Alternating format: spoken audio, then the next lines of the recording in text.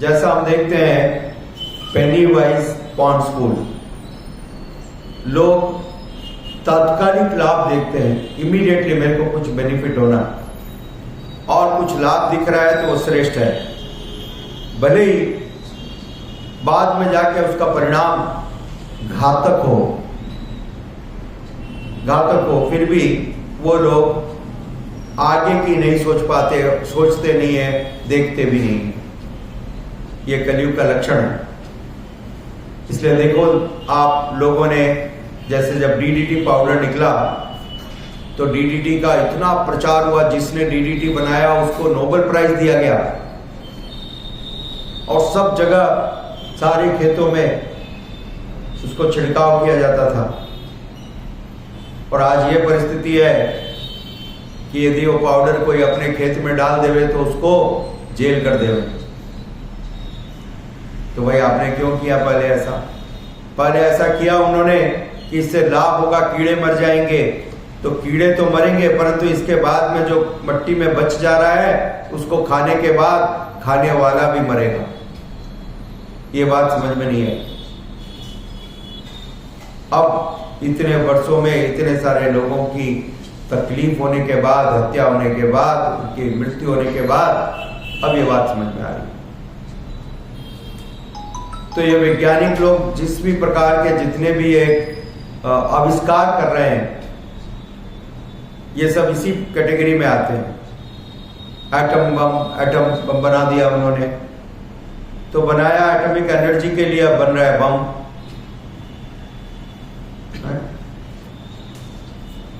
जो air conditioner बनाया ठंडक के लिए, परंतु वो ठंडक की जगह गर्मी फैला रहा है, क्योंकि कार्बन का जो स्तर है बढ़ते जा रहा है, ओजोन लेयर खत्म हो रही है।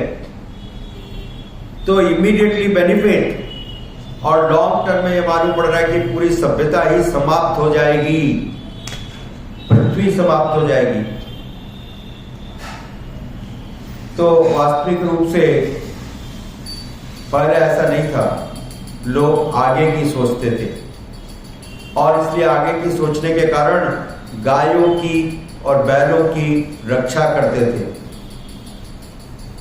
आज के वर्तमान समय में लोग जब गाय दूध देना बंद कर देती है तो उस गाय को कसाई घर में बेच देते हैं। वो सोचते हैं कि ये तो मेरे ऊपर एक बर्डन है। तो इसी प्रकार से वो अपने बूढ़े माता पिता को भी तिरस्कृत कर देते हैं, बहिष्कृत कर देते हैं, जबकि न तो वो गाय बैल बर्डन है, न बूढ़े माता पिता बर्डन है, दोनों ही बर्डन नहीं है। ये माता पिता आपके बच्चों को संस्कार देते हैं, उनके भविष्य की नींव तैयार करते हैं।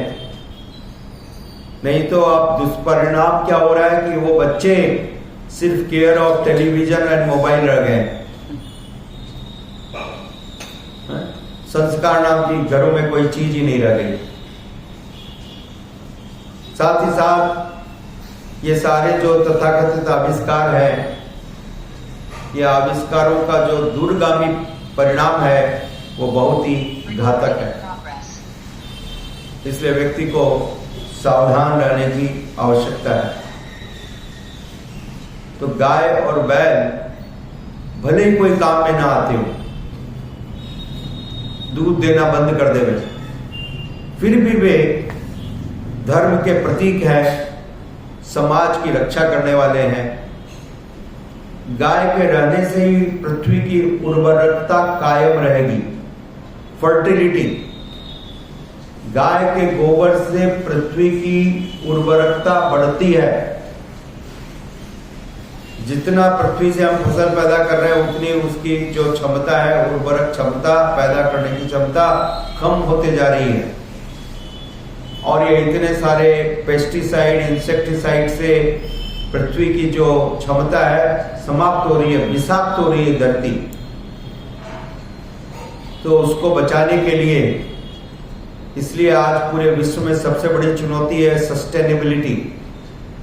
वैज्ञानिक लोगों को मालूम पड़ रहा है कि अब हम इस पृथ्वी को ज्यादा दिन चला नहीं सकते हैं।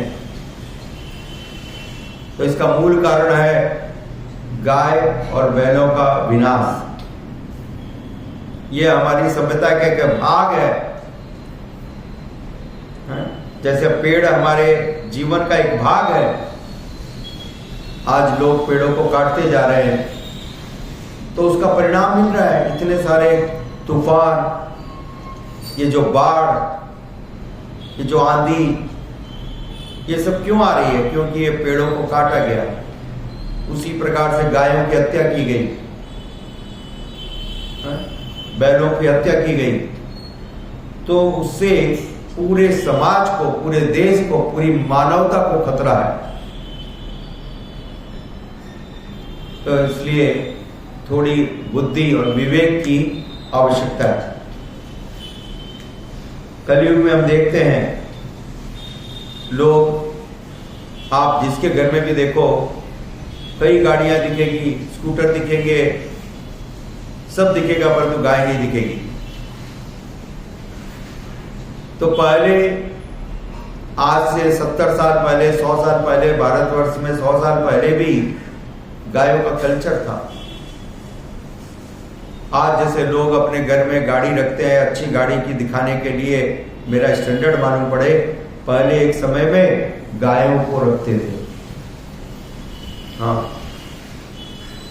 हमारे यहाँ 4 गाय हैं, हमारे यहाँ 6 गाय हैं, हमारे यहाँ 10 गाय हैं, ऐसा बोल करके गर्व और संतुष्टि का महसूस करते थे।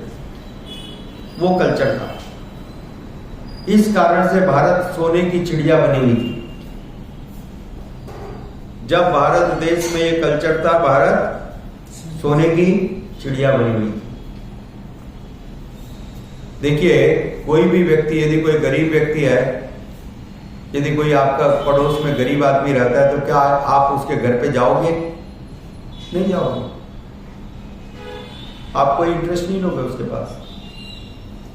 परंतु यदि आपके कोई परिचित में, कोई पड़ोस में बहुत ही अमीर धनवान व्यक्ति है, तो आप कोई भी बहाना लेकर के उसके यहाँ पहुंच जाओगे और बार बार जाओगे, राइट?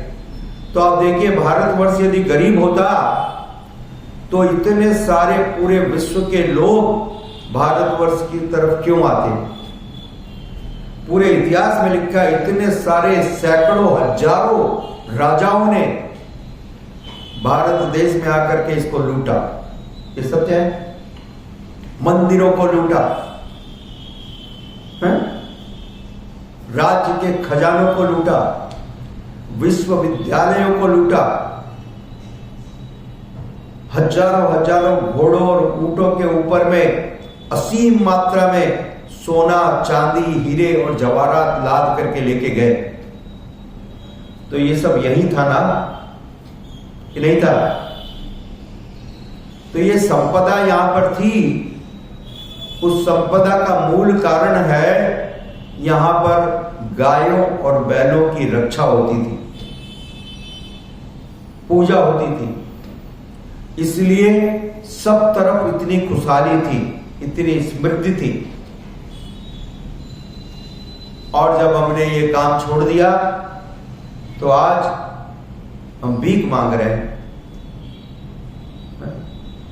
लोगों से भीख मांगना पड़ रहा है, और तब जीवन चला पाना पड़ रहा है। तो ये परिणाम है। लक्ष्मी का वास जो है गोबर में है। गाय के अंदर सभी देवताओं का निवास है, इसलिए उनको सदैव संतुष्ट और प्रसन्न रखना चाहिए, उनकी देखरेख करनी चाहिए, उनकी सेवा करनी चाहिए। सिर्फ दूध के लिए मत पालिए, हमारा धर्म है इसलिए पालिए। और दूसरा एक विषय है जो मैं कहना चाहता हूं, विशेष करके सारे जो हमारे पास बड़े बड़े बिजनेसमैन हैं, तो आप इतने कुशाग्र हैं, इतनी बड़ी बड़ी फैक्ट्रियां चला सकते हैं, 500 वर्कर आपने एम्प्लॉय कर रखे हैं, 800, 1000, 2000 सबको मैनेज करते हैं। इतनी बड़ी फैक्ट्री सिस्टमेटिकली काम कर रही है, प्रोडक्शन कर रही है, मतलब बहुत तीव्र बुद्धि आपकी, तभी तो कर रहे हो। तो जब इतना सब कर सकते हैं तो ठीक है भाई, मान लो घर में जगह नहीं है, कोई देखने वाला नहीं है, तो कम से कम 100, 200, 500 गायों का तो जिम्मेदारी लो, उनको तो भोजन की व्यवस्था करो। और जब आप आगे बढ़ोगे तो आप देखोगे पूरा समाज आपके साथ खड़ा होगा, सब आपके हाथ को मजबूत करेंगे। तो इस प्रकार के बिजनेसमैन की आवश्यकता है, इस प्रकार के लीडर्स की समाज के अंदर नितांत आवश्यकता है, जो आगे बढ़े और इस प्रकार का एक आदर्श कार्य स्थापित करें। और ऐसा कल्चर आ जाना चाहिए देश में वापस, और धीरे धीरे आ रहा है। गौशालाएं बढ़ रही है, हम देख रहे हैं। तो जब ये कल्चर वापस भारत देश में फिर से लौट आएगा तो भारत देश फिर से विश्व गुरु बनेगा। पूरे विश्व को दिशा देने वाला, निर्देश देने वाला, पथ प्रदर्शन देने वाला यह देश भारत ही है। परंतु वो कब संभव होगा? जब फिर से गायों की और बैलों की रक्षा तथा सेवा की जाएगी, अन्यथा यह संभव नहीं है। आप सॉफ्टवेयर, हार्डवेयर, नोवेयर करके कहीं नहीं जा सकते, ठीक है।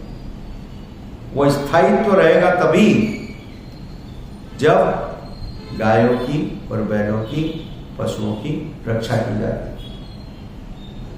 तब भगवान प्रसन्न होते हैं। और भगवान के प्रसन्न होने पर सुख और समृद्धि, संतोष और शांति सब विराजमान रहती है। हरे कृष्णा, धन्यवाद।